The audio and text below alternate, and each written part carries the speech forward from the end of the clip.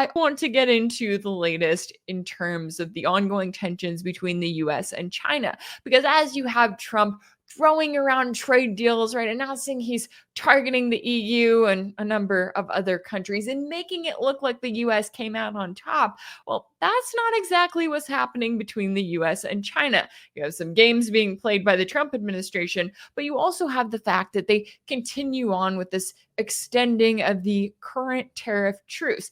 Is that going to be what happens next? Is there any chance of an actual trade deal? Joining me now to discuss is Carl Zaw, a geopolitical analyst and the host of the Silk and Steel podcast. Carl, thanks so much for taking the time to join me.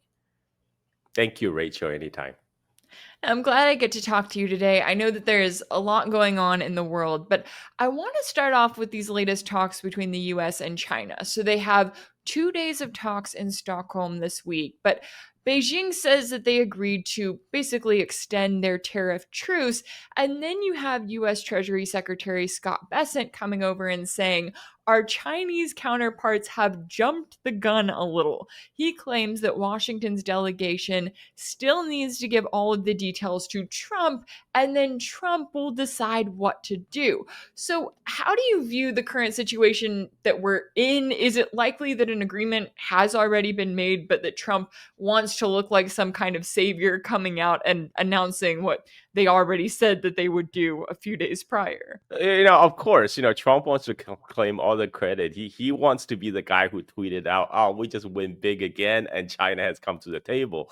And right, this is another 90 days extension. We know they're not going to go back to the triple digit tariff days of May. That's when ships are stopped coming to U.S. shore, and Scott Bessent panicked and had to chase Chinese vice premier all the way to Europe. And one of the key problem is the U.S. dependence on rare earth, including Pentagon. Pentagon's right now, China mines about 70% of the world's supply of rare earth, but more importantly, they refine 90% of the rare earth into rare heat-resistant rare earth magnet that's using everything from car motors to F-35s and missiles. And Pentagon just don't have alternative source other than China at this moment. And so one of the key talk, I guess, is about how China can speed up the rare earth supplies to United States. Last round of talks, China has agreed to extend 6-month export license for U.S. car makers because, China has no interest to cripple U.S. economy. U.S. is still China's third largest export market. China has no interest killing its customers. So China agreed to extend the rare earth export license for cars, but not for the U.S. military industrial complex, which has been a problem. We saw during the 12-day Israel-Iran war, there was a really rapid depletion of the U.S. arsenal. And now we have reports from Wall Street Journal said Israel they just used up one quarter of all the U.S. THAAD missiles that has been ever produced in 12 days. And they're going to have a huge problem trying to restock. And adding to that restocking problem is China's export on rare earth controls. And how are they going to get that? And people in Washington are saying, "Oh, there's no problem. We just got to scrap our environmental regulations and dig, baby, dig. Just drill, baby, drill." Well, U.S. do have rare earth mines. There's a large mine called the Mountain Pass mine in California, just near Las Vegas. So digging out the rare earth is not a problem. The real problem is in refining, because the rare earth industry has moved to China for 40 years now. All the processing, all the technology of actually making the heat resistant rare earth magnet now is Chinese. To give an example, in China, most of the university offer the rare earth chemistry class. In U.S. universities, there's none because that industry doesn't exist anymore in the U.S. So when they dig out the rare earth from California, currently what they do, they send it over to China for processing. so it's not a problem of just digging it out. And it's going to take them years to try to set up a China independent supply chain because, first of all, you don't have the human capital. We don't have those courses in university to train people how to do the job. And then all the technology, all the machine tools are in China. And so at this point, if you want to slap 100% tariff on China, China just say, "Oh, no rare earth for you. Sorry." So this is why I don't expect any I don't expect any hiccups. Donald Trump will for sure extend it, and this is given Trump's threat of slapping 100% tariff on any nation that purchases Russian oil. You know, they threatened to put secondary sanction on Russian oil purchase. Well, biggest purchase of Russian oil is China and India. well, and China already said, no, you are not going to tell us what to do, who we can buy oil from. That's our sovereign rights.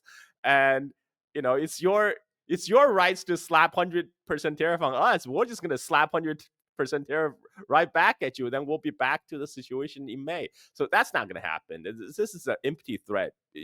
Like you said, Trump is very predictable in his unpredictable ways. You know, we can always count on the Taco Tuesday. Yeah, yeah, exactly. And it's like it's interesting too. And I know that in some cases Trump is kind of riding on a high right now. He's got framework for deals with the EU, the UK, Japan, Indonesia, the Philippines. He's making the EU look ridiculous. So he feels great about that. But exactly as you were noting there, anything that Trump tries to do to China, China can just go, okay, we'll do our own version of it to you, and it's going to hurt you a lot more. So is that what you want to do? And then Trump eventually says no in his own way. But I thought it was interesting because even CNN pointed out on Tuesday that Trump bludgeoned the EU on trade, but good luck doing the same to China. And they noted that Trump can either approve more time for more talks, as you were saying there, or revive a disastrous superpower trade war.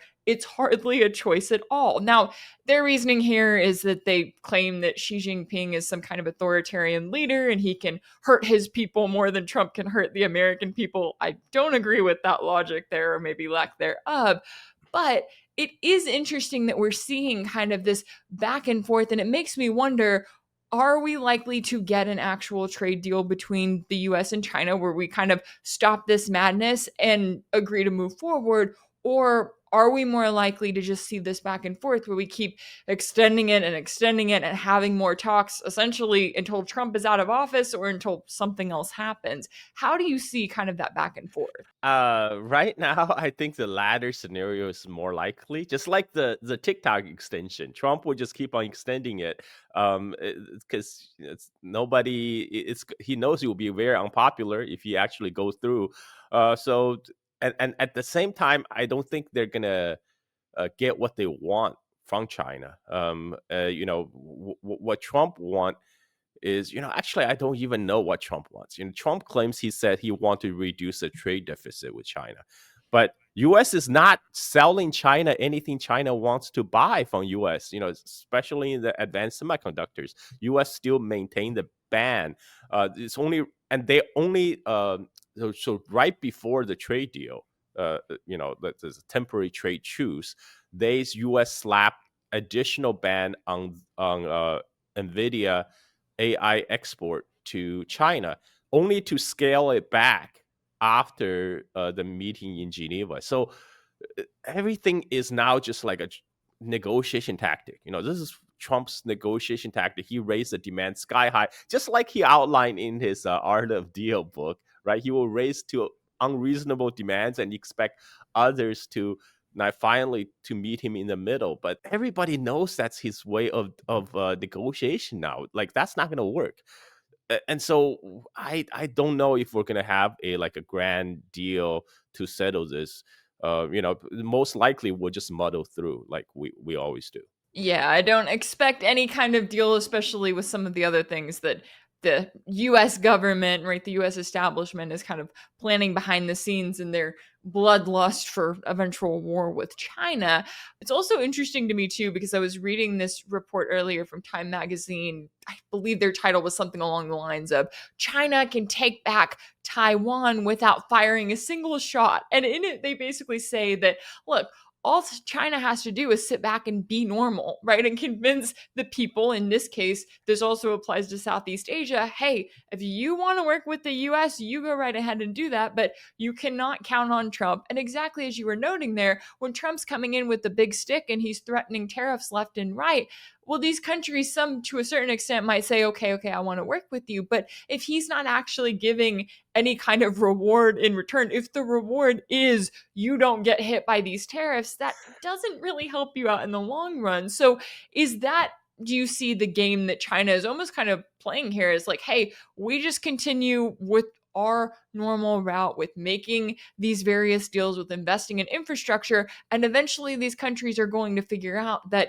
this is the side that they need to be working with here. Right. I mean, the present internet meme is that China do nothing and win, right? But China is actually doing something. What China is doing is investing in itself, is continually to develop their own capabilities, and they're going out investing in infrastructures of other countries, and that's how they build relationships. And these are infrastructure projects are really long term relationship building exercise, because this infrastructure often require maintenance, requires training, and China is doing a lot of that. They're doing knowledge transfer as well, and so this is how you win goodwill. And as you mentioned, Rachel, right now China is looking like the responsible global leader right now. This is why now you have EU leader von der Leyen going to China. You have the Albanese, the Australian prime minister going to China, because they realize, okay, there's an alternative. There needs to be alternative to United States. We cannot uh, go down with the ship. And but for Europe, um, and Japan, they had to acquiesce to Trump's term, because they ultimately they depend, both Europe and Japan, they depend a U.S. export market. I'm talking about German automakers and Japanese automaker in particular, because they got slapped with a 25% tariff on foreign cars and foreign auto parts. So for them, it's actually a win to negotiate the total tariff down to a 15%. So now it's just a flat 15% tariff on both places. For them, that's better than 25% on their car export, which is their main export item to United States. But again, they don't have much leverage. Whereas China has a huge internal market. Chinese car market is twice the size of U.S. market. They sold like 35 million cars in China every year, and so the Chinese car maker, they don't sell any cars in United States. So this doesn't affect them. They will just continue to sell to their own internal market, and this is why U.S. don't have much leverage when it comes to trade to China, when everything else is being made in China, and when U.S. military, U.S. hospitals still, like China makes 80% of the antibiotics in United States. When you need drugs from China, when your military depends supplies from China, to fight a war against China is crazy talk. Yeah, it really is. And yet, when I see some of the talk coming out of, members of the Trump administration, I'm going, do you guys realize? And then I realize, oh, wait, they couldn't use logic a day in their life. Certainly a lot going on, a lot at stake here all around. And I really appreciate you taking the time to join me today to break down and explain all of the latest here. Carl Zaw, a geopolitical analyst and host of the Silk and Steel podcast. Thank you so much for your time and insight. Thank you, Rachel. Anytime. If anything in this video resonated with you, be sure to like it, share it with your friends, leave a comment. And as always, don't forget to subscribe. And if you want to keep up with all of my work, make sure that you're subscribed to my page on Substack. That's rachelblevins.substack.com. That's where you'll find ad-free videos and new weekly episodes of my exclusive series for paid subscribers called Sanction. You can also check out Sanction over on my page on Patreon. That's patreon.com/rachelblevins. As always, thank y'all so much for all of your support, and I'll see you next time.